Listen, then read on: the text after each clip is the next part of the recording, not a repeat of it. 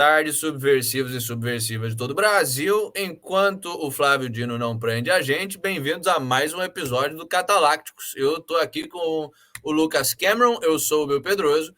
E o que a gente tem para vocês hoje? Aliás, por que a gente já começou falando que enquanto não prendem a gente, né? Porque é só uma questão de tamanho mesmo. Assim, a gente não tá solto porque a gente é tranquilão, a gente não tá solto porque o Brasil respeita a liberdade de expressão. O Brasil tá prendendo até comediante agora. E não é nem comediante que nem aqueles caras mais que nem o Danilo Gentili, que faziam um negócio mais político, que os caras estão investigando criminalmente o Joaquim Teixeira, uma conta de Twitter que fazia piada sobre caminhoneiro, traveco, sabe? Hoje é sexta-feira, a gente pegar o 38, fumar derby e tomar Dreher, sabe? Esse tipo de piada virou crime agora nessa porra. Meu Deus do céu. Mas enfim, o que a gente tem para vocês hoje de notícia? Vamos falar um pouquinho. Começar o programa com aquilo que não deu tempo da gente falar ontem, a desmelhora americana. O X, o ex-Twitter, recontratando não todo, mas assim, boa parte do aparato de censura deles, reconstruindo o aparato de censura deles, mesmo com o Musk supostamente mandando.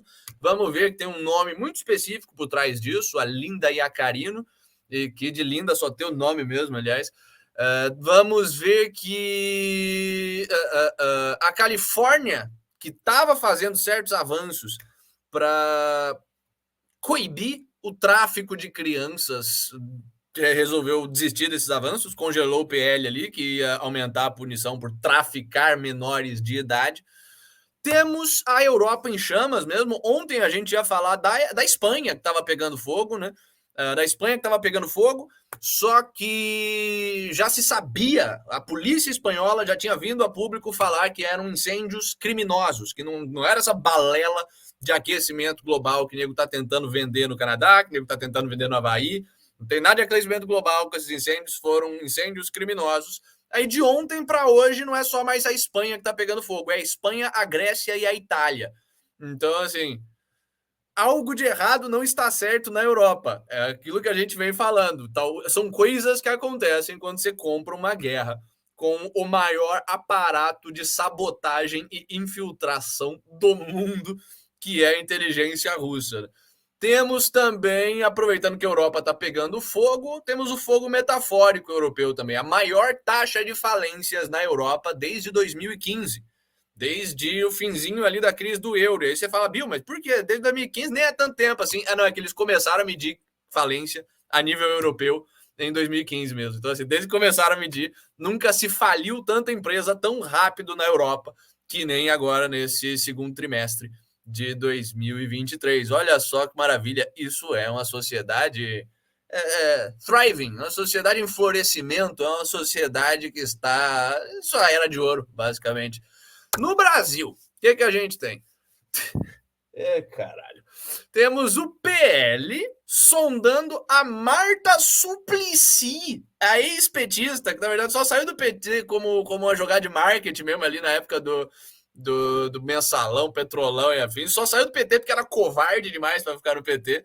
A Marta Suplicy está sendo sondada pelo PL para ser a vice do Nunes para a Prefeitura de São Paulo.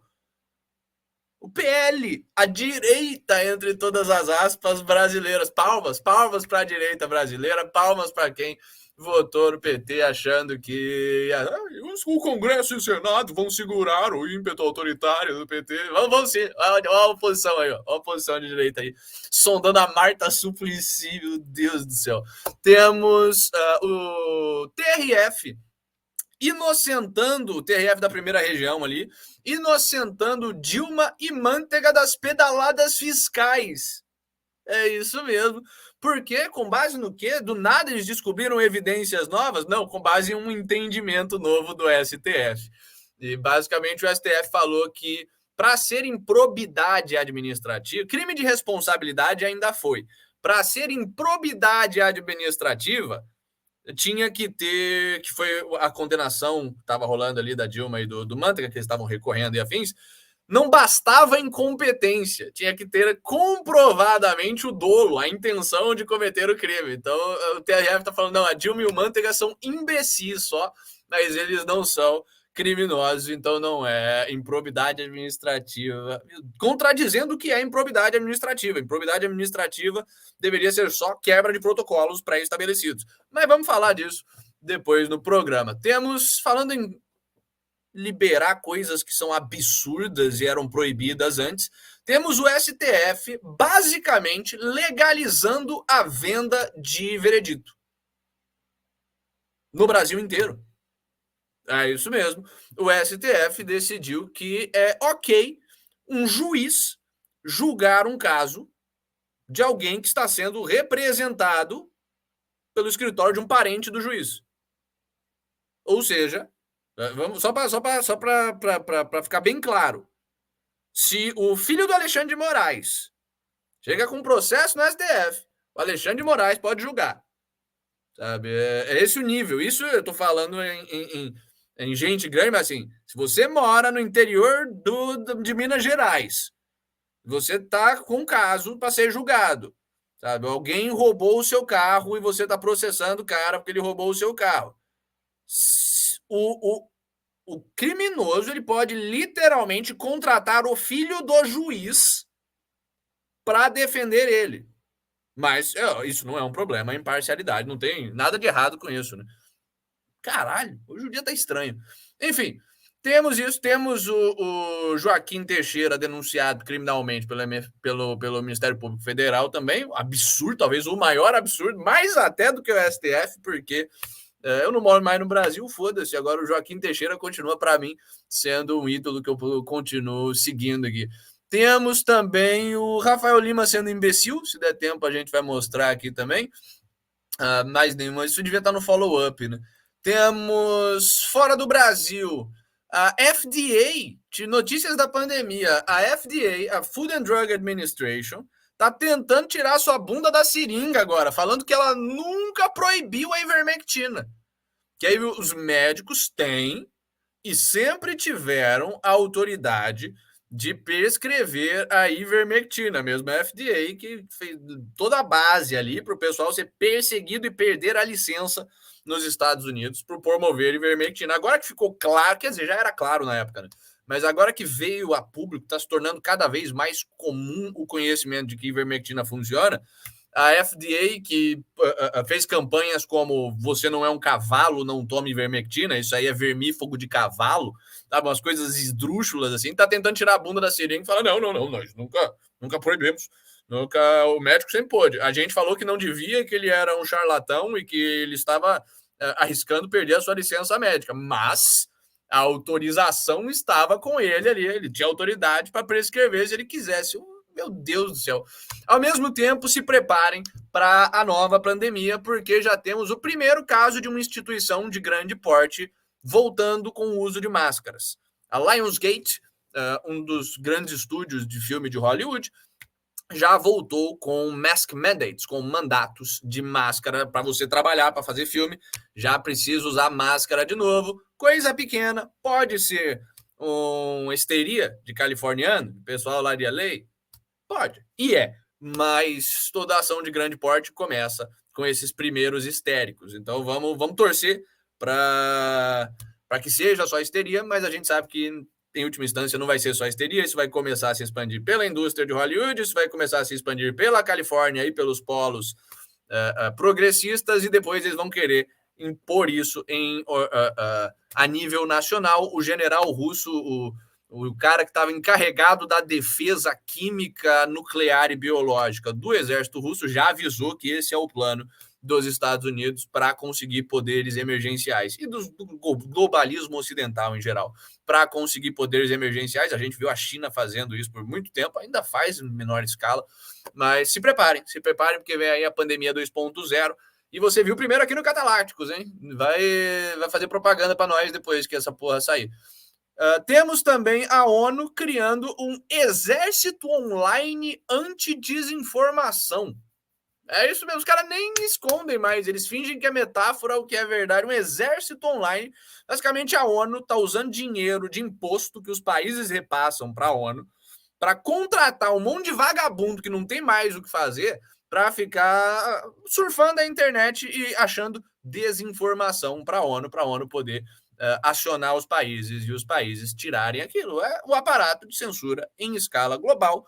Temos também, se der tempo, a gente vai falar disso, senão a gente já insere no nosso programa de amanhã, que vai ser a Cataláxia especial sobre a China, história da China, as ideologias que circulam sobre a China, como é que o problema chinês se formou ao longo dos milênios, muito antes do comunismo, como é que o comunismo entrou naquilo ali, se misturou, como é que os Estados Unidos acabaram insuflando aquilo ali. Enfim, como é que a China, esse problema leviatânico que é a China, surgiu e quais as perspectivas para isso.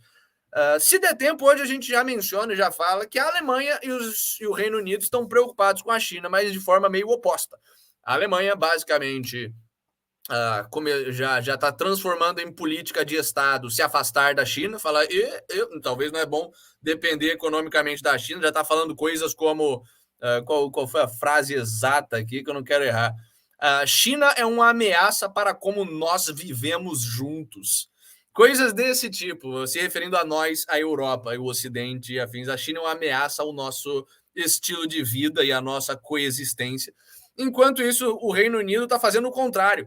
Está falando, pessoal, ó, não pode em nenhum documento, ou mensagem de texto, ou e-mail, ou nada, nem você na sua vida pessoal, se você trabalhar para o governo, falar que a China é um estado hostil estrangeiro.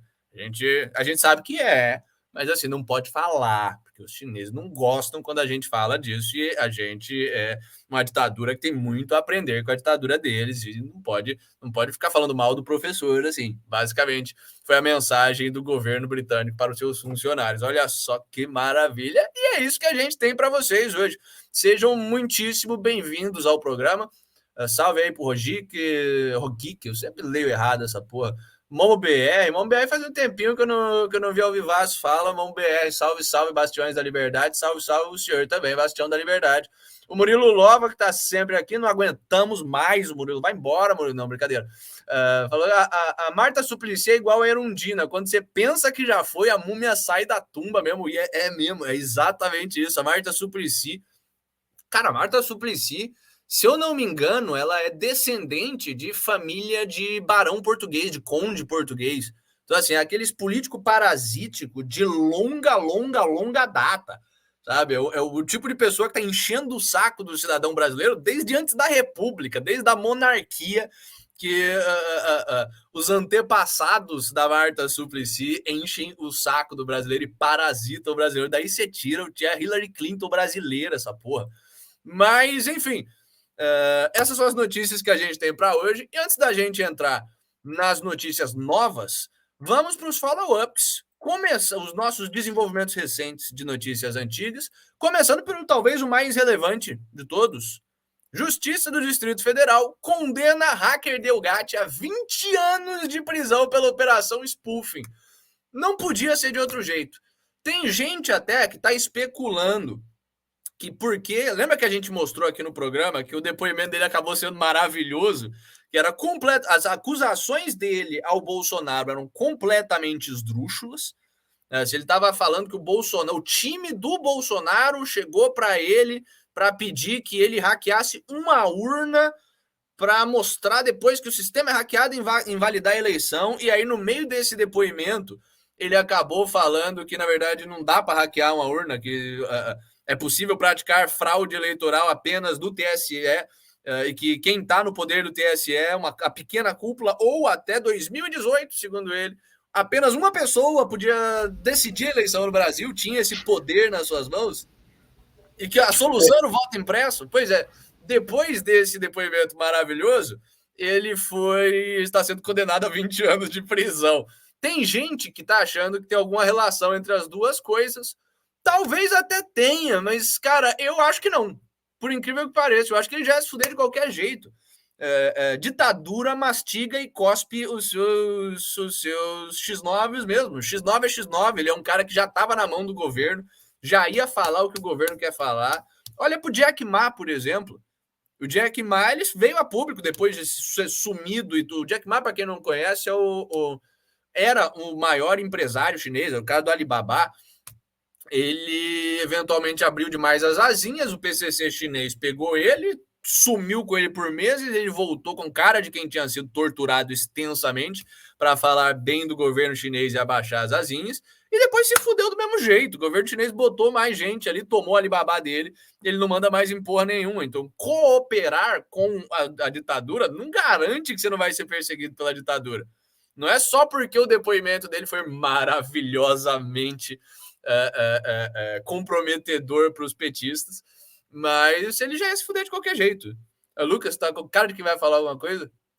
Mas o advogado dele justificou por que ele dá esses giros de 180 graus, assim. É verdade, é verdade. Segundo o advogado do Delgatti, ele é uma pessoa carente e muda de lado pela forma como as pessoas o tratam.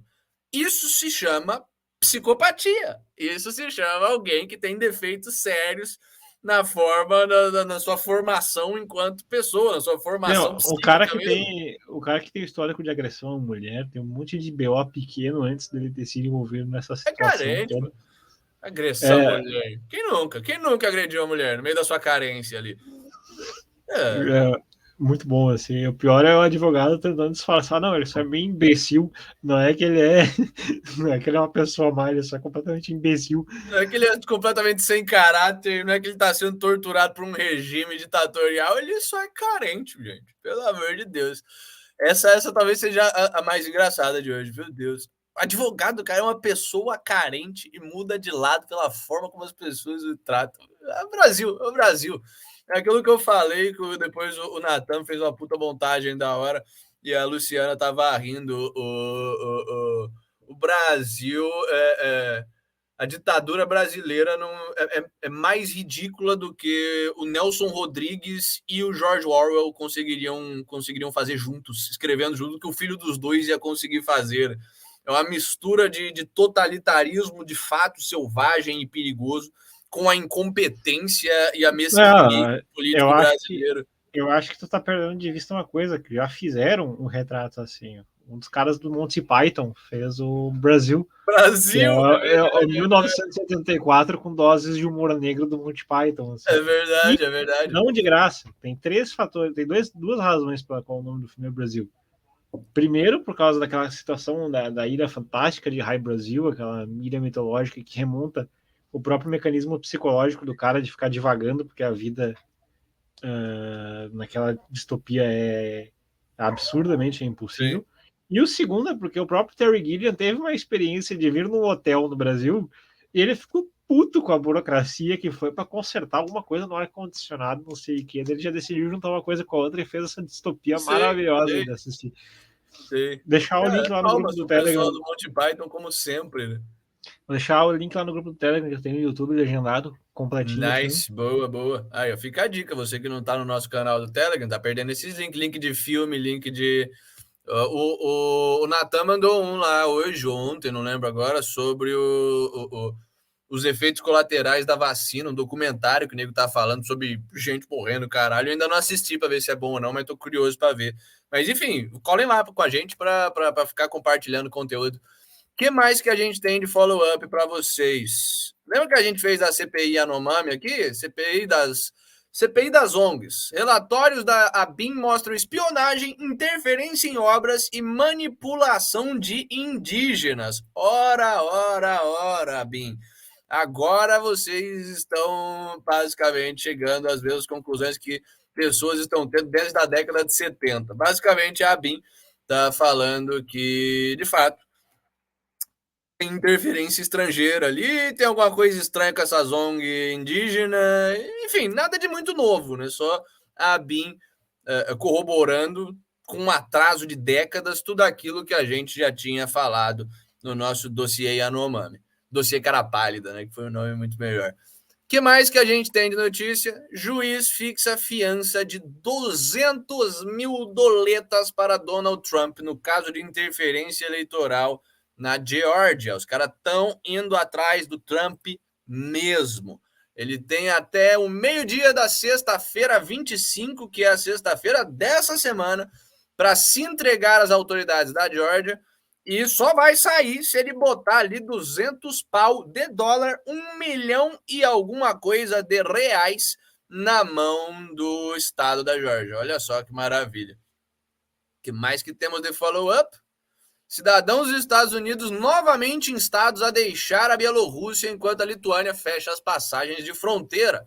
Isso aqui, na verdade, eu devo desculpas ao Natan. Inclusive, o Natan postou esse aviso no grupo do Telegram nosso ontem, no nosso chat, e eu falei para ele, tipo, cara, isso aí é fake. Os Estados Unidos já falou faz meses, assim, para todos os americanos que estão na Bielorrússia saírem da Bielorrússia, que é o primeiro passo antes de nucar um lugar. Só que, aparentemente, eles fizeram 2 vezes mesmo. Não é fake news, não. Eles, de novo, falaram, gente, ó, se você é americano e você ainda não saiu da Bielorrússia, sai. Sabe? É uma tentativa de intimidar. A Rússia já falou que qualquer tipo de ataque na Bielorrússia é um ataque à Rússia. Quero ver os Estados Unidos nucar a Bielorrússia para perder Los Angeles depois, para tomar um tsunami nuclear. Não vai fazer muito sentido. Mas, enfim, estão ameaçando. E, cara, assim, se você está na Bielorrússia, saia da Bielorrússia. Não por causa de guerras, não por causa de ameaças militares, né? Porque a Bielorrússia é uma bosta. Saia da Bielorrússia, não tem nada lá, tem fazenda de queijo só e leite e gente retrógrada. Então, já tive o desprazer de passar pela Bielorrússia uma vez, passei um dia em Minsk, enquanto eu estava tentando entrar por coiote na Rússia na época do Covid, onde as fronteiras estavam fechadas, mas é um lugar de bosta. Então saiam. Americanos que estão na Bielorrússia, saiam, não precisa ficar. Não é por causa do risco militar. É aquela coisa, né? Mas primeiro que o cara que tá lá e fica lá de forma prolongada sendo um americano, você já sabe que bom sujeito não é, né? Pois é, já é aquele cara que gosta de morar em ditadura, gosta de ter uma graninha a mais dentro de ditadura. É o mesmo tipo de gente que trabalha na China. Eu já conheci, na minha época de Getúlio Vargas, vários caras que se formaram em ADM e afins e iam morar na China, trabalhar na China, trampar em empresa chinesa. Cara, você vê que era um pessoal que era quebrado mesmo da cabeça. Uma coisa é um chinês, o cara que é de família chinesa, tem empresa chinesa, sei lá, já é suspeito, mas é a cultura do cara. Outra coisa é alguém que sai do Ocidente para morar em um lugar desses, já com aquele status de ser alguém de fora. Eu nunca conheci ninguém que se formou no Brasil e foi trabalhar na China de forma séria que não fosse um psicopata, sabe? Então, para a Bielorrússia vale a mesma coisa. Você sair do mundo livre para trabalhar em ditadura, viver em ditadura, normalmente é porque você gosta desse tipo do tipo de coisa que você só pode fazer sendo um estrangeiro em uma ditadura, né? Comprar pessoas, coisas desse tipo. Enfim, temos mais follow-ups. Departamento de Estado americano aprova a venda de 96 helicópteros Apache para a Polônia. Talvez seja por isso até, né, que tá recomendando, sai daí porque a chapa vai esquentar um tanto quanto em breve. Pois é. Quase 100 Apache helicópteros, o símbolo do poderio aéreo americano, talvez, assim, mais do que o F-16, o Apache consegue ser mais famoso ainda. Estão mandando quase 100 desses para a Polônia, provavelmente vão repassar uns desses ali para a Ucrânia também, no Miguel, mas a maioria deve ir para a Polônia mesmo, porque o negócio vai estourar em breve. Temos o Zelensky na Ucrânia, ali lutando nas linhas de frente para motivar o seu pessoal. Não. O Zelensky está na Grécia, tentando conseguir mais apoio para a Ucrânia. Cara, eu queria começar a guerra assim. Você começa uma guerra e você passa o resto da guerra inteira cheirando pó e viajando na Europa para conseguir apoio dos outros. É maravilhoso. É aquela coisa, se você começa uma guerra e você não está diretamente conduzindo a guerra, porque você não é a pessoa responsável pela guerra. Pois Você está sendo o placeholder ali, americano e ocidental para... Tanto é que até tem de fato, quem é o responsável pela guerra. Aquele ex-presidente ucraniano, Eu acho que o último que foi deposto com essa palhaçada que foi lá, ele tá falando, o Zelensky é a pior coisa para a Ucrânia Sim, possível. é que ele também era um bosta, né? Mas assim, que nem você fala, que nem o Alckmin falando mal do Lula depois de o Yanukovych. Ele não era um cara interessante, ele era só um oligarca corrupto que pagava pau para a Rússia também. Mas foda-se as palavras dele. O Zelensky subiu como um peão estrangeiro depois de um golpe de Estado, um negócio completamente tosco. Mas, enfim, aposto que isso não tem nada a ver com o fato de que ele está viajando no meio da guerra. Temos também a Índia expandindo seu impulso de desdolarização e fechando comércio com Emirados Árabes Unidos em rúpias. Mais um passo gradual que a gente vem daquela tendência que a gente vem noticiando aqui no Catalácticos de abandono global do dólar. Sabe, o dólar está já decaindo bastante como moeda global, em breve vai colapsar, porque ele só serve enquanto ele é moeda global. E os Emirados Árabes já estão, sabe, gente do mundo árabe já negociando com a Índia em moeda nacional, que nem o Brasil está fazendo com a China, que nem o Brasil está fazendo com a Rússia, sabe? O negócio agora é BRICS mesmo, Estados Unidos está decaindo em termos econômicos, decaindo em termos geopolíticos também, porque o Japão está trocando ideia com o Irã a respeito de parcerias militares e nucleares, assim, meio que o Japão a gente já vê, já é a segunda ou terceira notícia que a gente mostra aqui que indica que o Fumio Kishida, o primeiro-ministro japonês, ele está procurando um plano B já, sabe? Não quer dizer que o Japão vai trair os Estados Unidos, não vai. O Japão, o maior parceiro militar geopolítico do Japão é os Estados Unidos e permanecerá os Estados Unidos pelo futuro próximo. E talvez, provavelmente, pelo futuro médio também. Mas você começa a ver em ações como essa o Japão já tentando se articular com outros países militarmente relevantes. Assim, vai que os Estados Unidos não conseguem nos proteger da China. Vai que os Estados Unidos entram em colapso político e econômico. E aí? A gente vai ser dominado pela China? Pô, não se a gente for amigo do Irã e do eixo árabe. Não se a gente tiver uma relação interessante com a Índia, sabe? O Japão já está começando a se articular, está namorando com os Estados Unidos ainda, mas já está olhando para a bunda dos outros. Basicamente, essa Eu posso estar me confundindo, mas se tu descer ali, eu acho que na matéria apresenta que esse encontro ele até vai ser nos Estados Unidos, não? Sendo este o caso, qual seria o papel primeiro dos Estados Unidos na intermediação desse encontro? E segundo, o que explica, no fim das contas, os Estados Unidos estão optando por esse caminho? Cara, basicamente os Estados Unidos está usando o Japão como o intermediário para falar com o Irã. Por quê? Porque não faz nenhum sentido o governo americano e o governo iraniano conversarem. O governo iraniano tem como objetivo explícito destruir os Estados Unidos. Eles estão fazendo ali uma pacificação, estão tentando passar um pano ali. O governo Biden está falando: não, peraí, vamos conversar. Mas não faz nenhum sentido para o governo do Irã sentar para conversar com os Estados Unidos. Então eles estão fazendo essa estratégia quase de sedução elisabetana, vitoriana, inglesa. Ele fala: senhor, o meu lord mandou eu perguntar se a senhorita estaria, se a amiga da senhorita estaria interessada em ser cortejada por ele. É basicamente esse tipo de política, onde os Estados Unidos estão pegando o Japão e tentando botar o Japão para conversar com o Irã pelos Estados Unidos para que a conversa possa fazer algum sentido. Por isso que ela vai ser nos Estados Unidos, mas eu acho que o Japão não tá lá por isso, sabe? O Japão achou legalzinho a oportunidade, mas a gente viu que o Japão já estava conversando sobre cooperações militares com a Índia, a gente viu que o Japão já estava tomando uma postura de, estamos antagonizando demais a Rússia tem que sofrer sanções sim, mas não dá para a gente antagonizar 100%, o Japão já está naquele negócio de, claramente, é um estado vassalo americano. Mas, e daqui a 20 anos? Será?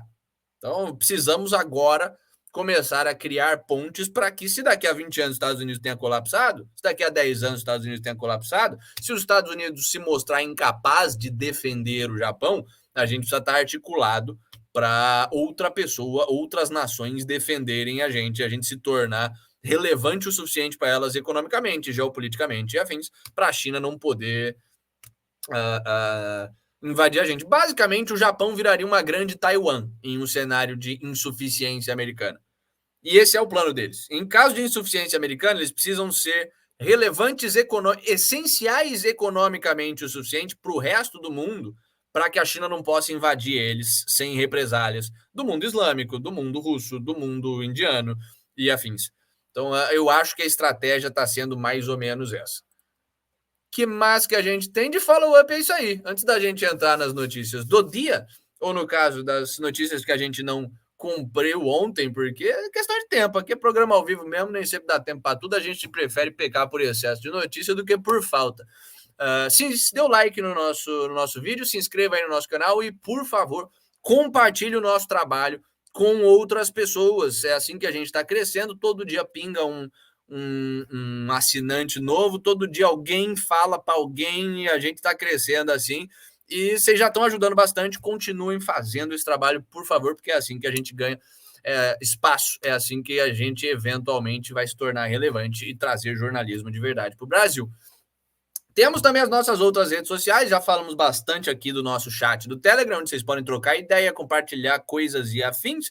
Temos o nosso Instagram para cortes.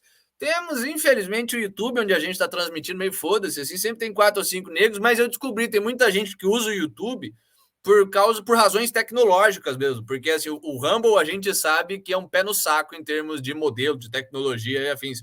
Então tem gente que assiste a gente pela TV, e aí, pô, o Rumble, com certeza absoluta, se você tentar botar na TV, vai bugar algo, vai ter algum problema. Já tentei fazer essa experiência também. Não deu muito certo? Não. Pois é. Tem gente que assiste no celular. Inclusive, assim. o Rumble fez uma atualização hoje. A minha primeira preocupação não foi nem, pô, que legal. A primeira preocupação é o que isso vai quebrar, né? Pois é, qual vai ser o problema? Mas adoramos o Rumble. Com todos esses defeitos, ainda é um ambiente minimamente livre, onde a gente pode se expressar. Ao contrário do YouTube, que volta e meia a gente não pode mais fazer vídeo para lá, porque tomamos ban. Então, se você está no YouTube e não tem uma boa razão para isso, o link está aí do Rumble, está aí embaixo. E se você quiser conversar com a gente pelo chat, vem para o Rumble. A gente não tem acesso ao chat do YouTube. Temos também o TikTok para o pessoal que é retardado mesmo. Então, assim, que ainda usa TikTok, mesmo sabendo que é um aplicativo, uma arma chinesa para imbecilizar e fiscalizar o Ocidente. Você mesmo que é um spyware chinesa, não tem outro nome. Um spyware chinês. Para quem gosta desse tipo de coisa, tá lá, porque aparentemente tem muita gente que gosta desse tipo de coisa e vamos ver se a gente consegue convencer eles a sair daquela bagaça e vir pro Rumble. Enfim. Pensem que se vocês gostam de mim apresentando, então pensem que na medida que vocês migrarem do TikTok para outras redes sociais, vocês vão estar me ajudando a me proteger, porque eu tô tendo que botar o meu na reta por vocês aí. Se fudeu. Agora você vai ficar no TikTok para sempre, você vai virar um escravo do totalitarismo chinês, os caras vão saber todos os pornôs que você assiste. Enfim, vamos para as nossas notícias do dia. X is finally hiring again. X está finalmente contratando de novo e você pode agradecer os medos da eleição de 2024. O cara que escreveu essa manchete deveria ser espancado sem dó. Basicamente, o X está contratando de novo o quê? Está contratando o pessoal da censura novamente. O Elon Musk chegou no Twitter, na época que era o Twitter, viu que cerca de 80%, 4/5 das pessoas que estavam trabalhando lá eram completamente inúteis, ou pior, contraproducentes, estavam lá só para fazer lobby político, para construir um aparato de censura ideológica e afins, e começou a cortar cargos, 80% demitido. Agora, com duas coisas relevantes aconteceram. Primeiro, o governo americano começou a apertar pesado o Twitter. Que agora é o X. No caso, começou a apertar pesado o Elon Musk. Por quê? Porque as eleições vêm aí. 2024 tá vindo aí E eles querem controlar a narrativa novamente. É essencial para a fraude eleitoral. Aliás, a gente está falando muito, a gente vai assistir, inclusive, as primárias americanas, fazer um react aqui para vocês, explicar quem é quem, o que está rolando, mas saibam que a chance dos republicanos ganharem é zero ou marginal. Assim, os republicanos teriam que aprender como operar dentro do sistema de fraude, que não vai rolar. Os democratas vão ganhar de novo, vão ganhar números recordes, porque eles aprenderam a fraudar a eleição, você não vai ter outra eleição. E parte desse processo de fraude eleitoral é controlar redes, mídias sociais, que nem o Twitter. Então, eles já estão apertando o Elon Musk. O Elon Musk, no meio desse aperto, já contratou, ele saiu como CEO do X, ele colocou a Linda Yacarino. Aliás, cadê aqui? Vamos colocar o rostinho dela para vocês verem que o nome é mentiroso mesmo. Linda Yacarino. Tem até a Wikipédia dela. Olha as tetinhas caídas da coitadinha. Mas, enfim, eles colocaram a Linda Yacarino. Linda Yacarino, que fez a sua carreira trabalhando para ONGs e governo, basicamente. Ela fazia parte. Eu lembro que era algum. Aqui na página dela da Wikipédia deve ter. Era algum órgão bem ridículo do governo. Cadê? Ela, ela foi do Conselho Presidencial de Esportes, Fitness e Nutrição. Então, assim, essa é a pessoa que o Elon Musk colocou de CEO do X e que agora está fazendo todo esse processo de recontratar o aparato de censura do que era do Twitter. Então, essa é a notícia. Meus pêsames para o Twitter. A gente achou que talvez conseguisse substituir o YouTube, mas não vai. Foi um puta voo de galinha, né, cara? Foi um puta voo de galinha. Foi um puta voo de galinha. O Elon Musk tava assim, ó, começando bem pra caramba, mostrando que tava disposto a ter prejuízo nos 2, 3 primeiros anos, para que depois isso se pagasse no longo prazo por defender princípios nobres, mas é aquela coisa assim, né? Agora, fazendo um olhar em retrospectiva, o Elon Musk sempre foi essa pessoa oscilante, sabe? Que horas você vê que ele parece estar comprometido pra caramba, assim, sangue no olho, parece que vai te surpreender positivamente, ele vai lá e não foi, não. Hoje não, hoje todos não. Os contratos da SpaceX com o governo e eu não posso abrir mão deles. Não, que pena. Pois é. Da Tesla com a China, sabe? Das fábricas na China e tal. Também. Enfim, chato, puta voo de galinha. O Joselito 10 está apontando aqui no chat que ela era do Fórum Econômico Mundial também. Pois era. Não confirmo a informação, mas acredito, porque assim, é extremamente verossímil, é o tipo de pessoa que ela é. O Double Six, aliás, Double Six, não sei se é a primeira vez que está aqui, seja bem-vindo de qualquer forma. Falando, cara, governo e Big Tech, é um mecanismo de revolving door também no Twitter. Revolving door é um termo que o nego usa nos Estados Unidos para falar. Quer dizer, revolving door é aquelas portas que você vê em hotel chique, que elas ficam rodando, aquelas portas giratórias. E é basicamente uma gíria que o pessoal usa para falar que certas relações, certos mercados, certos meios profissionais consistem de uma ida e volta entre governo e setor privado. Meios profissionais de empresas que dependem do governo e do lobby governamental. O setor financeiro é um desses, é o pessoal que trabalha no Banco Central para depois voltar para o setor privado e depois vai para a agência reguladora e volta para banco. O setor da Big Tech é um desses, você fica com esse pessoal que nem a Linda Yacarino indo e voltando. Enfim, é a nossa realidade infeliz de quem vive em uma ditadura fascista, basicamente, corporativista zona. É bizarro, mas já temos as consequências completas da feia Yacarino, que é o Twitter vai pedir necessariamente para você verificar a sua identidade com um RG. Nos Estados Unidos não tem RG, mas assim, alguma identificação emitida pelo Estado, uma carteira de motorista, um Social Security, alguma coisa assim, e uma selfie. Ou seja, para você twittar, para xingar as pessoas no Twitter agora, você vai precisar botar o seu RG e a sua carinha bonita ali. Olha só que maravilha para quê? Para prevenir desinformação. Olha que coisa saudável. A gente vai ter o governo olhando, opa, essa conta aqui está falando desinformações, leia-se, está falando coisas que não batem com o discurso do governo, que não batem com a narrativa oficial do governo a respeito da realidade. Temos um problema, eu não sei quem é essa pessoa e eu não posso prender. Ah, olha só, agora nós temos o RG e o rosto da pessoa que está falando essas desinformações. Vai matar o Twitter, basicamente. Vai transformar o Twitter no Facebook, um negócio que ainda tem uma ou outra pessoa usando, mas que, em termos de magnitude do que já foi e do que não existe mais. Parabéns aos envolvidos, parabéns para o Elon Musk por perder o investimento, vai sentir no bolso eventualmente, mas ele é empresário competente o suficiente para conseguir fazer vender as ações dele a um preço interessante, ou também, foda-se, vai perder dinheiro, ele tem dinheiro para cacete já. O que mais que a gente tem de desmelhor americano? Fiquei triste com essa do Twitter agora. O que mais que a gente. Eu tava esperançoso com essa porra, velho. Dá aquela sensação assim de que. Putz, não deu pra contar com o cara, sabe? Achei que fosse da hora, achei que fosse o cara da hora, mas é aquela coisa, sabe? A gente tem que estar atento também a próprios sinais cotidianos, assim, que não dá pra ignorar. Sabe? Aquela manipulação que ele faz com Dogecoin e afins. O próprio Bitcoin, assim, ele pega e ele usa tudo bem que o que ele tá fazendo não é crime.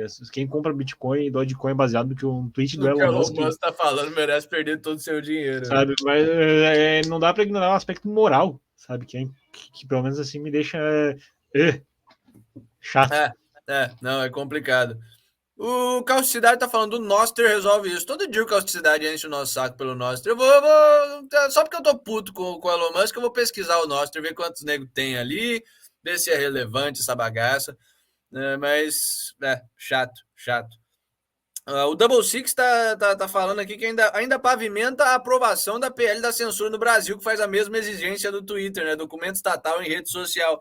O Flávio Dino vai dizer que virou boa prática de mercado. É exatamente isso. Os caras estão fudendo eles lá e ainda vai pegar pra gente. Se bem que não é como se os Estados Unidos, o Flávio Dino fosse esperar os Estados Unidos. Ai, olha, não passou nos Estados Unidos, então não faremos aqui. Não, normalmente seria o contrário. Se não deu certo, se não colou nem no Brasil, aí não colaria nos Estados Unidos. Mas colando nos Estados Unidos, com certeza vai colar aqui no Brasil. O Elon Musk já viu que não tem, então chato. Mas vamos para a próxima notícia. O pessoal tá todo mundo falando bem do Nostr aí. Acho que tá. Cara, o nosso Twitter já é inútil. A gente troca ele pelo Nostr. Vamos ver como é que funfa esse negócio aí. O que mais? Que vocês são chatos pra caralho. Vocês estão há meses fica o Calcicidade e de vez em quando o Edu conta também, mas principalmente o Calcicidade enchendo o saco. Noster. Vai se fuder, caralho. O programa é meu. Eu boto ele onde eu quiser. Boto ele vou vender pra Globo. Vai passar no canal do Choque de Cultura, essa porra, sei lá. Enfim. Califórnia. Califórnia colocou uma lei que eles estavam passando, uma lei que estava com o que eles chamam do bipartisan support, do suporte bipartidário dos dois lados da política americana. Estavam em acordo com isso, com esse PL, que ia impor punições mais severas para o tráfico de menores de idade. Pois é, os democratas deram para trás, basicamente. É isso que aconteceu. Temos republicanos que estão sempre ali praticando tanto a pedofilia quanto os democratas, mas em público lutando contra a pedofilia. Você tem os democratas que praticam pedofilia tanto quanto os republicanos, mas em público defendem a porra da pedofilia, defendem a agenda LGBT ali de minor attracted individual. Não é pedófilo, é a pessoa com uma atração ao menor de idade. Finalmente, esses dois grupos, por pressão social, tinham concordado com esse PL que daria mais prerrogativas para a polícia em termos de investigação de tráfico de crianças. Basicamente, ele tornaria o tráfico de crianças nos Estados Unidos agora é um felony, é um crime federal. Eles têm dois tipos de crime, o felony e o misdemeanor. Misdemeanor é, você roubou um chocolate de uma loja de conveniência. Felony, você deu 3 tiros na cabeça de um maluco. Dentro dos felonies, você tem várias categorias. Tem o minor felony, você tem o felony normal, você tem o serious felony, o felony sério. Eles iam tirar o tráfico de criança que está no felony e colocar para serious felony, que é o segundo maior crime. Depois disso é só o crime hediondo mesmo, de psicopatas para cadeira elétrica e afim. Ele ia colocar no mais alto patamar antes do crime hediondo, e agora, do nada, acabou, porque aparentemente a esquerda conseguiu. Você falar em tráfico de crianças, depois do Sound of Freedom, virou teoria da conspiração. Olha só, que maravilha. Todo mundo falava. A gente literalmente teve um cara que não se matou e foi suicidado em uma cadeia de segurança máxima nos Estados Unidos, o Jeffrey Epstein, que tinha todo um círculo de tráfico internacional de crianças. Era assim com o Bill Gates, era assim com o Príncipe Charles, enfim, tinha um monte de... Com os Clinton, tinha relações com a CIA, sabe? Tem claramente uma coisa estranha rolando aí com tráfico internacional de crianças. Aí você tem um filme. Primeiro, eles transformaram o Jeffrey Epstein em teoria da conspiração, né? Se falar que o Jeffrey Epstein não se matou, não se matou. Como assim? É óbvio que logo depois de moverem ele para uma cela junto com um cara famoso por assassinar pessoas dentro da cadeia, e depois de todas as câmeras ao redor da cela dele e na cela dele, dentro de uma prisão de segurança máxima, misteriosamente pararem de funcionar, ele se matou de formas que não deixariam os traços que o corpo dele de fato tinha. Sabe? Ele foi encontrado com o pescoço quebrado, que só acontece se você tem, de fato, muita força na hora de sufocar alguém, e não foi morto por asfixia. Mas, enfim, é teoria da conspiração você falar que ele não se matou. Como se isso não fosse o suficiente, nego traz o Sound of Freedom, o Caviezel e aquele pessoal faz um puta filme expondo, falando sobre o tráfico internacional de crianças. E vale a pena fazer um parêntese aqui, que o Sound of Freedom não fala de corrupção a nível de governo americano, ele trata não, ele só fala do tráfico. Ele trata o governo americano como um herói que auxilia e é combativo e que dá carta branca pro nosso Capitão Nascimento crente aí pegar e estourar o pau em cima de pedófilo na América do Sul, sabe? Pois é, meu Deus do céu. Mas, enfim, depois que o Sound of Freedom saiu e que, de quebra, ainda deixou putinho as elites de Hollywood ali, porque, né, como ousam fazer um filme fora dos grandes estúdios, que deu uma porrada no Indiana Jones em termos de bilheteria, pois agora virou teoria da conspiração você falar em tráfico internacional de crianças, e os democratas falando, não, teoria da conspiração é coisa de extrema-direita, não é coisa da gente, tá ok? Então não tem. Meu Deus do céu. O Edu Conta tá falando aqui, tem uma vacina contra a pedofilia, só que ao invés de alumínio a gente usa chumbo. Pois é, pedofilia tem formas bastante eficazes de ser resolvida. Aliás, a própria prisão. Você prender um pedófilo já é o suficiente, porque é um negócio tão bizarro que até os animais de dentro da cadeia olham e falam, não, você não vai ficar aqui não, você não vai ficar respirando. O cara que fez churrasco de carne humana na rebelião olha pro pedófilo e fala, não. Não. Longe demais. Calcidade tá falando, o nosso ainda tá começando, mais para frente vocês vão poder dizer, quando eu cheguei aqui tudo isso era mato. Pois é, né? Mas não fala que é mato não, senão o João Favorito vai correr para lá, o cara que gosta de mato, puta que pariu. Enfim, é isso que a gente tem. Não, antes da gente voltar pro Brasil, temos o colapso europeu também. Lembra que a gente falou ontem da Espanha, né? Pois é, Grécia, Espanha e como é que se diz? Itália. 3 países maravilhosos, diga-se de passagem, tanto historicamente quanto em termos de cultura atual. Não cultura política, cultura política é uma bosta, mas em cultura geral, artística e afins. Talvez os 3 melhores países da Europa estão pegando fogo. Estão com uma pandemia de incêndios agora por causa das ondas de calor, tá ok? E no caso da Grécia é bastante conveniente, né? Porque foi um dia depois em que teve a reunião entre o Zelensky e o presidente da Grécia na Grécia. Pois é, cara, é muito bizarro, Também a Itália também é muito conveniente, justamente na hora em que a Meloni começa a acenar mais para a agenda anti-Rússia da OTAN, sabe? Ela toma a decisão de não seguir o caminho do Viktor Orbán e de ir mais para o lado ali do Stoltenberg e afins, para pegar fogo a Itália. E nesse caso, então, seria aquele esforço de ditadorzinho europeu de evitar atribuir, de evitar anunciar para a população que ele não está conseguindo lidar com a ameaça russa, sabe? Cara, não. São várias coisas. Aliás, como a maioria dos acontecimentos reais é uma confluência de várias coisas. Tem isso, mas, por exemplo, o governo espanhol já falou que não são incêndios naturais, foram incêndios provocados por pessoas. Vamos ver quanto tempo vai demorar para a Grécia e a Itália, ou se e quando vão falar a mesma coisa. O governo canadense está fazendo questão de esconder. A polícia, como a gente já mostrou aqui no programa, a polícia local de Nova Escócia já tinha preso pessoas por terem começado fogo, mas o governo nacional do Trudeau está falando que é aquecimento global. Sabe? A Havaí é a mesma coisa, mas é uma confluência de fatores. O primeiro é esse que você falou. Talvez não seja o mais importante, mas com certeza ditadorzinho não gosta de falar que apanhou. Sabe? É a mesma coisa, é o mesmo princípio que está por trás daquele negócio do. A Rússia tem que entender que eles estão perdendo, hein? A Ucrânia não pode se cansar de ganhar, o Ocidente não pode se cansar de ganhar. O maior desafio do Putin é mostrar para ele que ele está perdendo a guerra. Pois é, aquela manchete foi maravilhosa. Mas por parte tem isso. Por outra parte, tem o fato de que. E esse é o que eu acho que é o mais importante. Esses incêndios são maravilhosos para a classe política. Por duas razões. Por a razão de. Por três razões, na verdade. Pela razão de narrativa.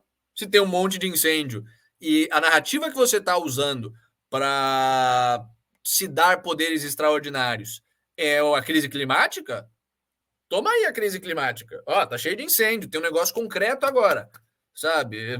Foda-se que a crise climática só tá acontecendo nesses países. Aqui na Rússia não tá tendo incêndio, tivemos um verão mais frio do que o esperado, na China, na Ásia também. Só no mundo que tá em pânico com o aquecimento global tem aquecimento global, mas beleza. Ignorando isso, faz muito bem para a narrativa. Segundo, fazendo bem para a narrativa e sendo um dano concreto, dá prerrogativa para lockdowns climáticos, uma escalada de poderes emergenciais do governo e afins. Então, assim, é bem possível que não seja nem só a Rússia fazendo isso aí, mas seja um negócio que nem o 11 de setembro, sabe? Onde você, de fato, teve ali a Al-Qaeda, mas você teve a completa conivência do governo americano para deixar acontecer aquilo ali e contribuir ativamente para que aquilo aconteça. E terceiro, tem um aspecto econômico que ficou extremamente evidente no caso do Havaí. No Canadá não está tão claro, talvez não seja tão válido. Na Europa, como são lugares menores e de maior valor, eu acho que vai ser mais parecido com a situação no Havaí. Taca fogo e agora? Agora o governo tem que intervir. O governo tem que pegar alguém, talvez a BlackRock, para fazer um plano de reconstrução. Tem que pegar um desses fundos de investimento que funcionam de forma paraestatal ali, como parasitas dos parasitas governamentais, e colocar para fazer um plano de reconstrução. Aí nesse plano de reconstrução você já toma essa terra para o governo ou para a BlackRock, já começa a tomar terra e ter um benefício econômico disso mesmo. Então, parabéns aos europeus por terem tudo na mão e deixarem o estado deles virar isso aqui. Aliás, agora eles estão cada vez menos com tudo na mão, porque o segundo trimestre de 2023 bateu o recorde de falências. É isso mesmo, as falências estão no seu maior nível desde 2015. 2015 já foi um ano complicado, porque ainda foi aquela rabeta ali da crise do euro. Mas você fala, pô, 2015, 8 anos, não é nenhuma década. É que o Banco Central Europeu só começou a contar falências a nível europeu desde 2015 mesmo. Então, assim, é o recorde de sempre que foi batido. Faz o euro. Hã? Faz o euro, né? Faz o euro, Faz o E arrombado. Pois é, basicamente isso. Que mais que a gente tem aqui? O Edu Contra lembrando que você tem um monte de incêndio na Amazônia criminoso também, mas incêndio na Amazônia criminoso sempre tem, até porque na Amazônia o pessoal de fato quer desmatar. Então, né, às vezes é o governo, às vezes é o índio que tá ali querendo Vale lembrar fazer... quem é que ensinou aos portugueses uma técnica de desmatamento baseada em incêndio, né? Não foi português olhando aquilo ali, pegou o fósforo e decidiu uma boa ideia. Essa técnica de Coivara Mas é muito o bem índio tem documentada. consciência ambiental, o índio é um com a natureza, cara. O índio, você nunca fez, você nunca fez ensino do MEC, não teve escola. O índio, ele era uma pessoa pacífica, era uma sociedade pacífica, em comunhão Queria com a deixar natureza e vivia uma vida perfeita até que o homem branco, até que a Nação do Fogo atacou, né? Até que o queria homem deixar branco chegou e corrompeu Queria ele. deixar uma nota especial, um abraço, não sei se a pessoa vai estar vendo, mas para minha ex-professora de História do Brasil Colonial, Luciana Murari, que foi a única professora do curso inteiro que tinha o culhão de bater no politicamente correto e que, dentre várias fontes, deixava alguns livros que tratavam como é que eram os costumes indígenas pré-colonização, dentre eles a técnica de coiva. Pô, da hora, da hora. Mas isso já foi na faculdade de História, né? Sim. A chance de você ter um professor de história desse no ensino médio fundamental é muito menor. Pelo menos na faculdade você ainda tem, sei lá, gente também que tive essa gosta de sorte no história o terceiro ano. suficiente para entrar na faculdade de história. Também tive essa sorte no terceiro ano do ensino médio. Eu já queria fazer história previamente, mas meu professor Diego, que eu falo até hoje, às vezes até tá assistindo o Cataláticos aí, se estiver assistindo, um abraço pro senhor também. Mas que também, a gente troca papo até hoje, assim, e a gente fica rindo das imbecilidades esquerdistas no curso e desses mitos de bom selvagem. Não, muito bom selvagem. Índio. Primeiro que não tem índio, né? Você tinha um monte de povo. E todos eles eram primitivos pra caralho, selvagens pra caralho, em níveis diferentes. Mas enfim, já falamos disso. Talvez podemos fazer um Cataláxia sobre isso qualquer dia. Isso aqui não é programa de. Não é programa de índio, né? Não é programa de índio. Isso aqui é programa de notícia. Então vamos pra notícia. Vamos pro Brasil nessa bagaça. PL sonda Marta Suplicy para serviço em chapa de Ricardo Nunes. Faz o L, isentão. A direita vai controlar o PT. Lembrando que a Marta Suplicy estava envolvida até o talo ali nas delações da Odebrecht. Segundo a Odebrecht, ela deu milhões para a Marta Suplicy. Ela estava em todos aqueles esquemas do PT, até por isso que ela tomou aquela decisão covarde. Estou saindo do PT porque eu não me misturo com corruptos. Aí chegou o Odebrecht e falou: não, mas você se mistura assim, a gente deu milhões para você. Ela deve ter um grande problema de se olhar no espelho, então, né? Pois é. A Marta Suplicy, que, cara, eu vou ver de que família que ela era mesmo, essa porra. Eu lembro que ela era de alguma família. Era neta de Jaime Smith de Vasconcelos, terceiro barão de Vasconcelos. Quer dizer, é uma família que já está parasitando o brasileiro desde de tempos imemoriáveis, desde que o Brasil é Brasil, desde a época da coroa, que os antepassados da Hillary Clinton brasileira ficam ali parasitando o brasileiro. Mas não só ela estava inclusa no inquérito ali da Odebrecht, nas delações da Odebrecht. Não só ela faz parte de uma longa linhagem de parasitas malditos, como ela também foi pega, né? Aliás, a Marta Suplicy me salvou de um processo, velho. Porque na época das minhas tretas com a GV, quando eu denunciei o que estava rolando ali dentro, de troca de favor entre o petismo e o pessoal da Getúlio Vargas de São Paulo e afins, os caras me processaram até o talo por falar a verdade, basicamente. E depois foram parar numa investigação retratando justamente disso, que foi comprovado. Pois é.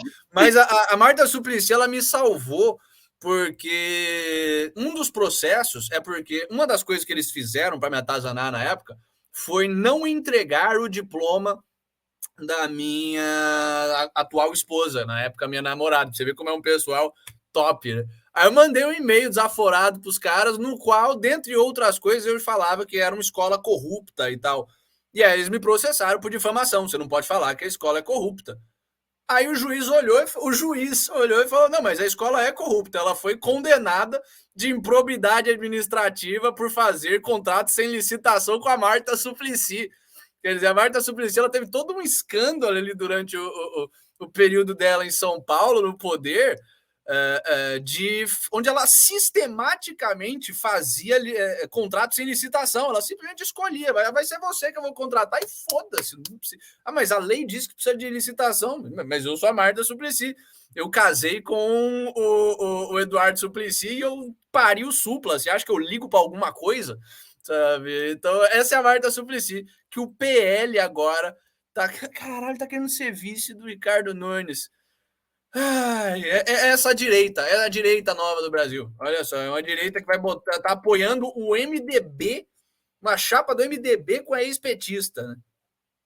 O cálculo que o PL está fazendo, especialmente esse querido do Valdemar Costa Neto aí, é tentar buscar pegar uma fatia do centrão. Para ver se consegue puxar de volta. O PL nunca foi um partido de direita. O PL sempre foi um partido orgânico corrupto. E aí o Bolsonaro olhou e falou: cara, eu preciso de um partido. Primeiro ele estava no PSL, né? Do Luciano Bivar e afins. O PSL... Onde que tá hoje, né? Que se uniu com ficou União Brasil e fez o L mais pesadíssimo. Enfim, o PL é um desses partidecos que o Bolsonaro olhou na vitrine ali e falou: é você, mas não esperem nada do PL. O pessoal esperava realmente que a direita brasileira, que nunca fez nada antes do Bolsonaro, fosse fazer alguma coisa para se opor ao petismo. Cada um com seus problemas cognitivos. O que a gente tem mais notícias para vocês? Tribunal Regional Federal da Primeira Região, que é basicamente a maioria do Brasil, inocenta Dilma Rousseff e Manteiga no caso das pedaladas fiscais. Olha só, ex-presidente... Olha só, pelo menos falaram ex-presidente, não ex-presidenta na metrópole. Dilma foi afastada da presidência por suposta prática de... Suposta é foda, todas as evidências já foram julgadas, já vieram a público. Por prática de manobras contábeis para cumprir metas fiscais. Basicamente, a Dilma começou a recorrer desse processo, ela e o Manteiga começaram a recorrer do processo que condenava ela por improbidade administrativa e colou. Colou por quê? Porque os nossos amiguinhos do Supremo Tribunal Federal, do STF, mudaram o entendimento sobre a LIA, sobre a Lei de Improbidade Administrativa, de forma completamente absurda. Sabe o que é uma improbidade administrativa? Um dos muitos ramos do direito é o direito administrativo. É o direito do Estado, o direito dos processos pelos quais o Estado funciona. É um direito que segue a lógica inversa do direito civil. Para o cidadão, tudo que não está proibido em lei é permitido. Para o direito administrativo, tudo que não está definido em lei é proibido. O Estado só pode fazer o que a lei manda. E você tem uma série de processos que precisam ser cumpridos. Se você é um agente público que descumpre o direito, as regras do direito administrativo, que descumpre os processos definidos pela lei, você cometeu improbidade administrativa. As suas ações administrativas não foram corretas. Houve uma improbidade ali. Esse sempre foi o entendimento, sabe? Essa é a lógica por trás. Não importa, se você está trabalhando para o governo, o mínimo que se espera é que você saiba a lei no que diz respeito ao seu trabalho e saiba o que você precisa fazer. É o mínimo. Estamos no Brasil. Mas isso é o que é improbidade administrativa. O STF olhou e falou: não. Espera aí que se esse for o caso, vai ter vagabundo preso e não haverá vagabundo preso enquanto esse STF estiver no poder. Não podemos deixar que isso aconteça, que a gente só prende velho, patriota, cantora gospel e afins. E vendedor de algodão doce, né? E vendedor de algodão doce, né? E vendedor de algodão doce e autista. Enfim, esse é o Brasil do STF, esse é o Brasil que o STF ativamente está criando, e para não deixar vagabundos serem presos, eles alteraram o entendimento da lei de improbidade administrativa. Agora, Perdão, só para terminar a ideia, só para você ter a improbidade administrativa, não basta você ferir a lei. Você tem que ter evidências de subjetividade, de dolo. Então, assim, não é que você foi eleito para um cargo, se esperava que você conhecesse as atribuições e aí você não cumpriu a lei. Você precisa mostrar, provar que a pessoa, a Dilma, o Manteiga e afins, eles não eram meros imbecis. Você precisa provar que eles conheciam a lei e que, conhecendo a lei, decidiram quebrar a lei. Como é que você prova uma porra dessa? Eu não sei. Mas, assim, esse é o entendimento novo do STF, absurdo, que inocentou a Dilma e o Manteiga das pedaladas fiscais, basicamente. Pedaladas fiscais que agora, por causa do novo regime tributário, novo regime fiscal, são legalizadas. O STF também legalizou a pedalada fiscal. Então, assim, depois de legalizar, eles inocentaram a Dilma e o Manteiga. Olha só que maravilha que está acontecendo com o nosso país. Mas você ia falar alguma coisa? Eu só tenho uma nota que me lembrei lateralmente a respeito daquilo que a gente estava falando ali, não. O STF está mais preocupado em prender vendedor de algodão doce, senhoras de 70 anos e autistas. Que tem, curiosamente, um vídeo do Rui Costa Pimenta, mandando bem pra caramba, falando que ou essas mais de 1.000 pessoas são terroristas e o Alexandre de Moraes é um irresponsável por estar botando o exército terrorista na rua, de pouquinho em pouquinho, sabe? Perdendo só para nível Wagner Group, em termos de número de membros, sabe? Ou essas pessoas não são terroristas coisíssima nenhuma e o 8 de janeiro é uma farsa. Pois é. Quando o Rui Costa Pimenta tá em razão, é porque você fez muita merda, velho. Mas, enfim, não é só isso que a gente tem do STF hoje. É o que a gente tá falando. O STF, ele não basta ele ser ditatorial, não basta ele ser incompetente, ele tem que ser mesquinho também. Ele tem que ter aquele ar de corrupção pequena. E, como não poderia ser diferente, legalizaram basicamente a venda de vereditos no Brasil. A venda de veredito no Brasil já é algo que acontece, já faz parte da realidade brasileira, sabe? Todo mundo sabe que a razão pela qual os maiores escritórios de advocacia, ou pelo menos boa parte dos grandes e tradicionais escritórios de advocacia do Brasil, são os grandes e maiores escritórios de advocacia do Brasil, não é porque os caras têm conhecimento da lei, não é por causa de um trabalho competente, porque no direito brasileiro é impossível você ter um trabalho competente. Você não tem regras bem definidas de lei para você, de fato, competir. O juiz tem arbitrariedade quase total em todos os casos para definir se você é culpado, sabe? Tudo que você faz no Brasil tem uma lei que diz que é permitido, tem uma lei que diz que é proibido, e o juiz vai decidir o que fazer com você. Boa parte do sucesso desses grandes escritórios de advocacia é o fato de que eles são bem conectados. Sabe? Que o dono do escritório de advocacia era colega de faculdade do juiz, os caras são brother até hoje, ele dá faz uns fala que não vou acusar ninguém de crime, mas bem que eu não tô acusando ninguém específico, então foda-se, dá dinheiro, faz um favorzinho ali, chama pra festa e afins, mantém essas relações políticas, e isso é a essência do direito português, do direito brasileiro, sabe? Isso sempre aconteceu, só que isso sempre foi crime, sempre havia mecanismos. Havia mecanismo que você podia falar, cara, não, pelo amor, você tem que esconder o crime, pelo menos. Sabe? Se o juiz tem um parente que trabalha no escritório de advocacia, ele não pode julgar um caso que está sendo representado por esse escritório de advocacia. Né? Pelo amor de Deus. Imparcialidade é um princípio básico do direito. Então, sempre aconteceu, mas acontecia em menor escala, era caro, era um negócio que você precisava esconder, não podia dar muito na cara. Até Agora, o custo de ser escancarado também era muito alto também. Exato. Agora, por 7-4, o STF libera que juízes no Brasil inteiro, isso não é coisa do STF, no Brasil inteiro agora, juízes vão poder julgar casos, vão poder julgar pessoas que são representadas por seus parentes e pelos escritórios dos seus parentes. Ou seja, você tem um juiz querendo te condenar por alguma coisa, contrata o irmão dele, paga somas exorbitantes para o primo dele, para o escritório do tio dele ali, e o juiz vai julgar, foda-se. Não tem conflito de interesse nenhum. É isso que o STF está dizendo, é isso que quem foram esses arrombados em específico. Cadê?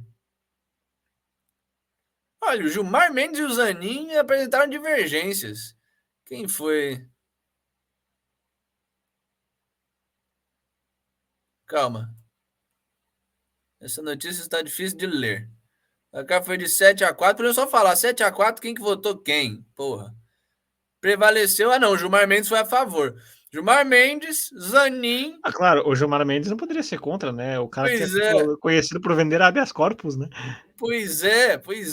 O Barroso foi contra. Isso é ok. Só quem foi contra foi o Faquinho, o Barroso, a Rosa Weber e a Carmen Lúcia. O resto do pessoal, Xandão, Barroso, Dentre eles, os dois que Gilmar Mendes, o Zanin e a Dentre eles, os dois que o Bolsonaro indicou, né? Inclusive os dois que o Bolsonaro indicou, Nunes Marques e o André Mendonça, né? Pois é, todos legalizaram a venda de veredito no Brasil. Meu Deus do céu, é o Gilmar Mendes fazendo escola, né? Tá aí uma coisa que nem os ANCAPs poderiam prever quando falavam em sistema de justiça privada, né? Pois é. Meu Deus do céu. O Rui Costa Pimenta ANCAP não gostou muito da nossa crítica ao Rui Costa Pimenta, né? O cara tá falando, ei, eu tô aqui no nosso chat. Ha! Boa piada. Rui Costa Pimenta ANCAP sempre tem comentários muito bons. O Double Six acabou de ressaltar aqui que o fato de votarem contra não significa que são contra, de fato mesmo. Né, assim, Carmen Lúcia, quem mais votou contra? Barroso e afins. Não significa que eles são contra. Significa que eles falaram, porra, eu já tô votando em merda demais. Deixa eu votar em uma coisa razoável que é para eu não perder completamente a minha credibilidade. Vai passar? Vai. É 7-4, então vai passar. Então deixa eu me poupar. Passa com e já folga. O Nunes Marques e o outro lá, o Cássio Nunes. Ainda tem capital para queimar. O Mendonça e o Nunes Marques. Eles ainda tem muito capital para queimar. O Barroso não, o Barroso já tá completamente queimado. O cara não consegue andar na rua, o cara não perdeu o mané, sabe? Então não dá muito para ele ficar. Ele precisa dar um tempinho ali. A Carmen Lúcia também, a Carmen. Depois que você. Quem foi? Foi quem foi que chamou de Carmen Lúcifer? Aquele maluco que coringou, o Roberto Jefferson. Foi que o Roberto Jefferson te deu aquele chablau lá, também precisou sair da mídia um pouquinho ali. Enfim, essa é a lógica mesmo. Não é porque votaram contra que são contra de fato. Mas temos a pior das piores notícias do dia. Ministério Público Federal pede o fim do perfil humorístico Joaquim Teixeira, com pesadas multas. Cara, chegamos no ponto de censura de página de humor, tweet de humor. Mesmo, é nível ditadura militar já de censura artística. Em outras coisas, em outros aspectos, a ditadura petista ainda não chegou, está muito próximo de chegar em todos os aspectos já, mas ainda não chegou no nível da ditadura militar. Na censura artística, já. Assim, cara, você tem um Joaquim Teixeira denunciado criminalmente pelo MPF por homofobia, xenofobia, apologia à violência e ataques contra autoridades. 4 coisas que não deviam ser crime. Olha só, porque o cara faz piada com viado, o cara faz piada com todo mundo. O cara tá sendo condenado por fazer piada com todo mundo, basicamente. O que é homofóbico? É você fazer piada com viado, porque viado é uma pessoa e como toda pessoa deve ser alvo de piadas, ou é você falar, não os toque, não, é o povo que não deve ser mencionado, sabe? Xenofobia, porque o cara faz piada com todo mundo do Brasil, só que tem aquele pedaço do Brasil, lá o grande curral eleitoral da esquerda, o grande lugar onde eles conseguiram organizar a fraude, aquela terra maldita, que não vamos mencionar aqui também, para não ser acusados de xenofobia, né? Mas assim, eu nasci em um desses estados, então aí você faz as suas próprias conclusões. Mas por fazer piada, faz piada com gaúcho. Gaúcho é viado, é xenofobia, não. Faz piada com o paulista. Paulista não sabe falar português. Carioca é ladrão.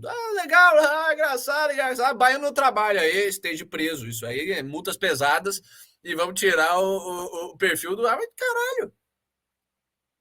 Que isso, velho? Enfim, o advogado... isso não é a primeira vez que isso está acontecendo. O advogado do Joaquim Teixeira, que na verdade não é o nome dele, mas o advogado do Joaquim Teixeira já mencionou que isso está acontecendo com outros caras, Maurício Meirelles, Léo Lins, Victor Sarro. Você já está com uma perseguição sistemática, porque você não pode ter humor em ditadura. O humor desarma o ditador. O humor mostra o ridículo da situação. Então, toda ditadura persegue os seus humoristas e substitui eles com pseudo-humoristas. Aí você tem aquela moça que fala sobre a buceta dela o tempo todo. Como é o nome daquela mulher irritante que cresceu ali junto com... Qual é o nome dela? Você tá falando daquela comediante que... Aquela comediante brasileira que não tem graça nenhuma, mas que nego fica empurrando porque é mulher, que é amiga do maluco da cabeça quadrada, gigante. Quem é a Tata Werneck? Não, Tata Werneck é engraçadinha até. Não tá no nível de um dos caras mais altos, mas ela é bem engraçada. Não, Tata Werneck tem mérito próprio. Não sei o que lá, Luiz. Bruna Luiz. Bruna Luiz. Pois é, o governo ele fica empurrando esse tipo de humorista, que não, cujo mérito é só não ofender ninguém.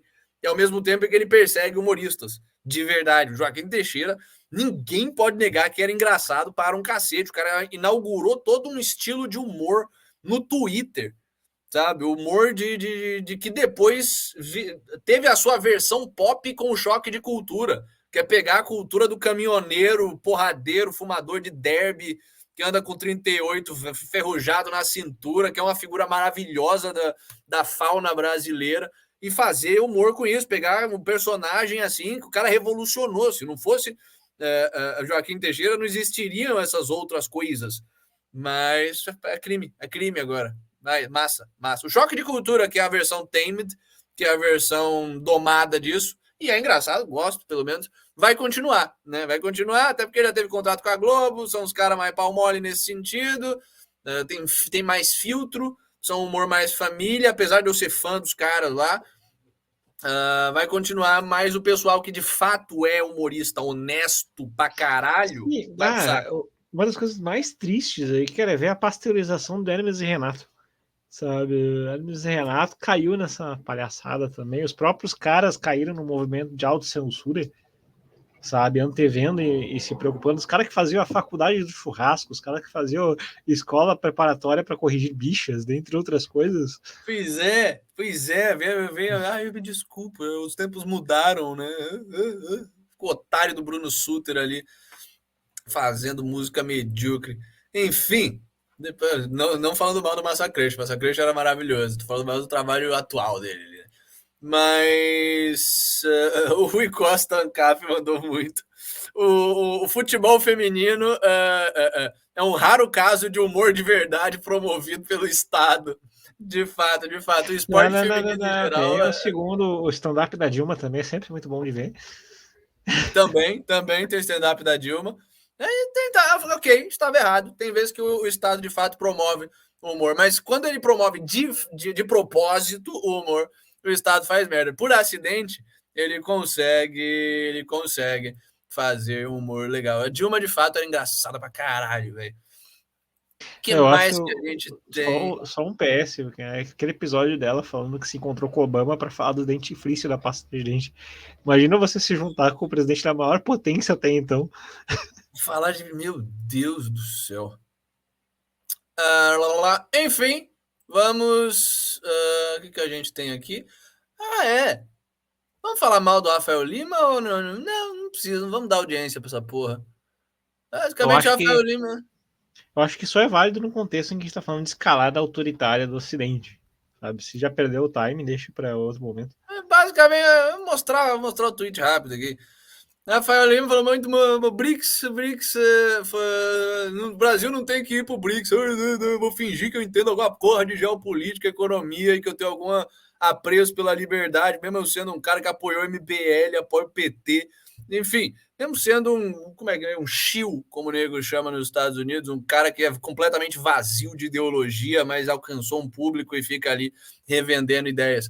Vamos integrar bloco com ditadura e país zoado para fazer oposição ao mundo desenvolvido e livre. Trabalhe muito, porque você vai ser muito roubado para falar isso. É o mundo livre mesmo, Canadá tirando a guarda de pais sobre os filhos, porque eles estavam protestando, congelando conta de bancária de forma ilegal, a Austrália fazendo campo de concentração de não vacinado, o Biden roubando a eleição. É o mundo livre, desenvolvido mesmo. A Europa com a maior falência desde que eles começaram, a taxa de falência por trimestre, desde que eles começaram a medir falência por trimestre em nível europeu. É o mundo civilizado, livre. Sim, Estados Unidos e Europa querendo criminalizar o libertarianismo em maior e menor escala. Os Estados Unidos de forma explícita e a Europa tratando como terrorismo doméstico a queima de Alcorão. Pois é, mas como esse merda não é um libertário, é só um parasitazinho, ele fica nessa. Enfim, não vamos dar muita audiência, só precisava desabafar esse negócio. Porque, cara, tem uma coisa que dá ódio é ver esse pessoal que cresceu no meio libertário, cresceu espalhando ideias de liberdade, depois se corrompe, porque nunca foi muito competente, portanto, nunca conseguiu fazer outra coisa a não ser espalhar ideias, e aí depois, eventualmente, bate ali os 30 e muitos anos, com os 40 começa a bater na porta, o cara não tem dinheiro, não tem integridade moral, e fala, pô, já não tem integridade moral mesmo, vou me vender por uma graninha. Isso me emputece a um nível gigantesco. Mas foda-se. Vamos para as notícias. E notícias de pandemia, né? Primeira notícia, para você que acha que o mundo não está ridículo o suficiente. Médicos podem receitar ivermectina para Covid-19, diz a advogada da FDA. A FDA, a Food and Drug Administration, é o órgão, qual é o equivalente deles no Brasil? É o Inmetro? É é a Anvisa americana. Basicamente, não é, a manchete parece interessante. Olha, a FDA tá fazendo, a advogada da FDA tá falando que a FDA não vai mais se meter nas decisões de médico, aí você olha e fala, não, mas é a advogada da FDA que está fazendo isso. O que está acontecendo? O que é advogada? A FDA está sendo processada por uma caralhada de médico, porque durante a pandemia tentou caçar a licença de médicos que estavam prescrevendo ivermectina e azitromicina e outras... como é que é quando você clona o bagulhinho ali, o anticorpo monoclonal, enfim, tudo que era tratamento que funcionava, mas não tinha aprovação da FDA, os caras tentaram caçar médico. Aliás, a ivermectina até tinha, só não tinha para essa doença em específico. Enfim, todo mundo lembra o que foi a ação dos órgãos governamentais contra os médicos que não seguiam a linha do governo. Sabe? Foi perseguição, foi caçar licença médica, foi fazer abertamente propaganda lá nos Estados Unidos. O nego perseguiu, tentou cancelar o Joe Rogan, porque o Joe Rogan falou que tomou ivermectina. E os caras, a FDA falou ivermectina é coisa de cavalo. Os caras postaram no Twitter. Você não é um cavalo, você não é uma vaca. Sério, pessoal, parem com isso, se referindo à ivermectina, que é usada em humanos também para outros fins, sabe? Fora o terceiro componente de assassinato de reputações também, né? Que é também. Enfim, eles estão sendo processados até o talo agora por um monte de médico puto, agora que tá cada vez mais dado vindo à tona de que ivermectina não só funciona, como funciona pra caralho, como é o meio mais eficiente e barato de tratar a porra do Covid. Tem um monte de médico processando. Nós temos, se eu não me engano, uma class action lawsuit. Eu não sei se é class action ou se é... Representa... não, são 3 médicos macho pra caralho que estão processando mesmo.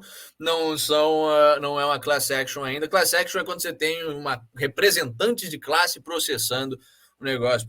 Mas, enfim, são 3 médicos que estão processando o FDA E segundo a filha da puta da advogada deles, as declarações eram apenas piadas da FDA. Olha só que maravilha, o órgão governamental tá no Twitter fazendo piada.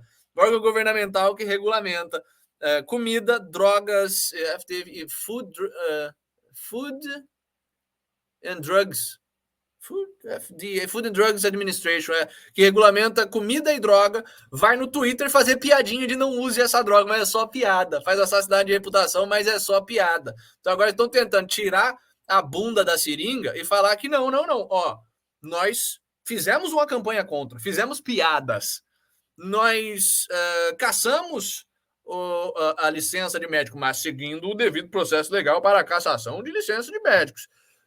Mas nós nunca proibimos o médico de receitar a ivermectina. Nós puníamos eles se eles receitassem, mas nós nunca proibimos eles. Então não podemos ser processados por proibir os médicos de receitar ivermectina. Esse pessoal é muito safado, velho.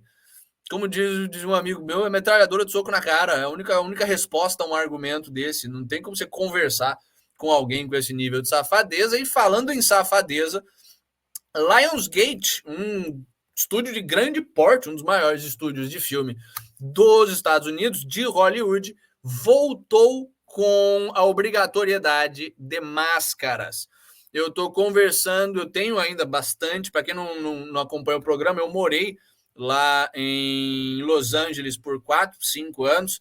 Eu tenho bastante amigo lá ainda, o pessoal tá avisando que isso lá tá voltando, sabe? Estúdio, empresa de música, empresa de filme, todo esse pessoal do entretenimento ali ao redor de Hollywood tá voltando a cobrar testes de Covid e mandatos, uso obrigatório de máscara, porque a Califórnia é um inferno na terra mesmo. E basicamente fiquem de olho, porque como a gente falou aqui no programa, o general russo, que é o encarregado da defesa biológica, química e nuclear da Rússia, de hazardous materials, basicamente, avisou que eles têm informação confiável de que os Estados Unidos vai fabricar uma segunda pandemia, porque eles estão percebendo, o deep state americano está percebendo a perda da narrativa, está percebendo o colapso econômico, a perda de relevância geopolítica. Eles não têm legitimidade para ir, de fato, para uma guerra contra a Rússia, contra a China, contra os países com os quais eles querem entrar em guerra. E para fazer isso, eles vão precisar fabricar uma nova crise. Então, assim, a crise fabricada começa nos lugares mais radicais. Você começa ali com o californiano e o nova-iorquino imbecis voltando a usar máscara. Depois você já vai tendo isso para Pensilvânia, para Utah, sabe? Para lugares mais neutros, mais razoáveis. E, em última instância, isso chega no nível federal e o pessoal declara um novo estado de emergência, um novo lockdown, o pessoal já tem a memória. A gente viu até que eles estão com a promoção, alguma PSYOP. O governo está promovendo memórias afetivas do lockdown. Lembra de como era legal a gente trabalhar de casa? Lembra olha como foi legal o lockdown? Enfim, esse é o nível de propaganda que esses malditos estão fazendo. E se isso está chegando lá, está começando lá no caso, vai chegar eventualmente no Brasil. Fiquem espertos, se preparem, porque é questão de 1 ano, talvez, para começar um novo lockdown. Eles só pararam com o último lockdown porque estava insustentável, porque a população estava começando a se rebelar e porque a economia estava começando a quebrar. A economia já está quebrando de qualquer jeito, e eles já estão fazendo a transição para a chamada economia de guerra, a economia já mais planificada mesmo, e eles, o Deep State, os respectivos Deep States e os globalistas, já estão e já desenvolveram, já estão finalizando, basicamente, o desenvolvimento das instituições que eles precisam, dos instrumentos que eles precisam para oprimir uma população rebelde. Então, assim, ele já tem um monte de câmera com inteligência artificial para reconhecer o seu rosto, ele já tem leis antiterrorismo lá em cima agora, depois do 8 de janeiro, depois do 6 de janeiro nos Estados Unidos, já está tudo preparado para que, quando você tiver o segundo lockdown e a população começar a se revoltar, que nem começou a se revoltar no fim do último lockdown, o governo já tem a faca e o queijo na mão para sair prendendo gente a rodo, foda-se, escraviza, bota em campo de trabalho e é isso aí. Aliás, um desses mecanismos é o exército digital da ONU, que está sendo expandido. A ONU basicamente está pagando um monte de vagabundo para passar o dia na frente do computador identificando desinformação e contra-atacando desinformação. Toda vez que você... Seu trabalho é ficar ali procurando alguém falando ivermectina funciona, aí você fala não funciona embaixo e denuncia a pessoa para o Twitter. É basicamente o trabalho desse pessoal está sendo pago com dinheiro de imposto, porque a ONU só é financiada com dinheiro de imposto. É a significação clara da União Europeia, né, cara? Pelo amor de Deus, assim, é você pegar o burocratinha, o cara que já foi doutrinado com a cabeça de burocrata e que vai cumprir suas funções não porque, que saco, vou apertar aqui, não, porque gosta de ser o bom burocrata. Sim, receber a medalhazinha ao final do mês. Isso, se viesse da China, seria só mais um dia comum da China. Mas isso chegar no parâmetro europeu, assim, que não seja Alemanha e França, já é um pouco perturbador. Sim, é bem perturbador. Bem perturbador. Mas é isso que a gente tem de notícia. Tem umas notícias da China, mas amanhã é o nosso especial China. Calma, não vou embora porque eu tenho uma surpresinha para vocês no final. Vale a pena ficar. Amanhã temos o nosso Cataláxia, o quadro de conversa que a gente faz toda semana sobre um tema relevante. E amanhã a gente vai explicar exatamente o que é esse monstro geopolítico chamado China. Monstro geopolítico, humanitário, moral. Da China é basicamente a tempestade perfeita quando o assunto é a mistura de maldade e incompetência humana. Mas vamos explicar direito o porquê que é, de onde é que veio, como é que evoluiu, como é que o comunismo chegou ali, se misturou com o que tinha, qual é a relação com os Estados Unidos, União Soviética, que caralhos é a China, o que esperar para o futuro, como é que eles estão tomando conta do globalismo. A gente vai detalhar tudo isso e conversar sobre tudo isso amanhã em mais uma Cataláxia, a terceira ou quarta que a gente faz já. A gente já fez o das drogas e o da escola crítica, né? Vamos ser o nosso terceiro Cataláxia, olha só que maravilha. Mas, antes da gente encerrar o programa, temos um vídeo maravilhoso do Milley também. O quarto que temos do Milley também. Olha só, vai ser um mês de Cataláxia. Bem sucedido esse nosso... Parece que o pessoal curtiu mesmo. Antes da gente ir embora, temos esse vídeo do Celso Russomano tomando uma oprimida de um comerciante ali da Santa Ifigênia. Só porque a gente gosta de ver o Celso Russomano sendo oprimido mesmo. Esse que é uma das figuras mais podres da política brasileira em termos do que ele representa. O cara é a personificação do fiscalzinho. Isso aqui está contra a lei. E fica ali oprimindo o comerciante honesto. Mas antes da gente assistir essa bagaça e finalizar o programa com esse pequeno deleite, deixa o seu like aí, se inscreva no canal, venha pro Rumble, caso você não esteja no Rumble. Um salve pro pessoal que está assistindo ao vivo, um salve pro pessoal que está assistindo à distância, um salve pro pessoal que está assistindo no Spotify sem vídeo, para não ter que ver o nosso rosto. Temos o nosso chat do Telegram, temos... Sim, minhas mídias sociais estão tudo aí embaixo. Vamos assistir essa bagaça que eu quero ver o Celso Russomano tomando uma oprimida. Tomando apavoro na Santa Ifigênia. É isso aí! É isso aí, negão! Grita de novo aí! Grita aí! Grita aí! Vamos, Enéas, malandro! Vai! Seu pau no cu do caralho! Grita aí! É isso aí, negão! É isso aí? De novo. É isso aí, negão! Grita de novo aí! Grita aí! Grita aí! Vamos, Enéas, malandro! Vai! Seu pau no cu do caralho! Grita aí! É isso aí, negão! Pega aí! É isso aí, negão. Só isso que eu digo. É isso aí, negão. Com essas palavras, deixamos vocês. É isso aí, negão. É uma pena que isso não se desenvolveu para um linchamento, porque a Santa Efigênia a gente sabe como é. Você vê que até o segurança do Celso Russomano faz uma cara de ih, vai dar merda. Porque de fato ali poderia dar merda mesmo, é uma chance grande de dar merda, porque esses caras não estão para brincadeira. E, cara, uma pena que não deu. Um cara que fica aí, faz a sua carreira abusando e assediando comerciante honesto por causa de detalhes legais de um Estado ilegítimo, tem que se fuder de todas as formas possíveis. E com essa nota maravilhosa, nesse bom humor, deixamos vocês. É um prazer fazer o programa para vocês. É um prazer estar aqui trazendo notícias e comentários para vocês todo dia. Amanhã estaremos de volta das 6 às 7h30 com a Cataláxia. E é isso aí, pessoal. Até amanhã.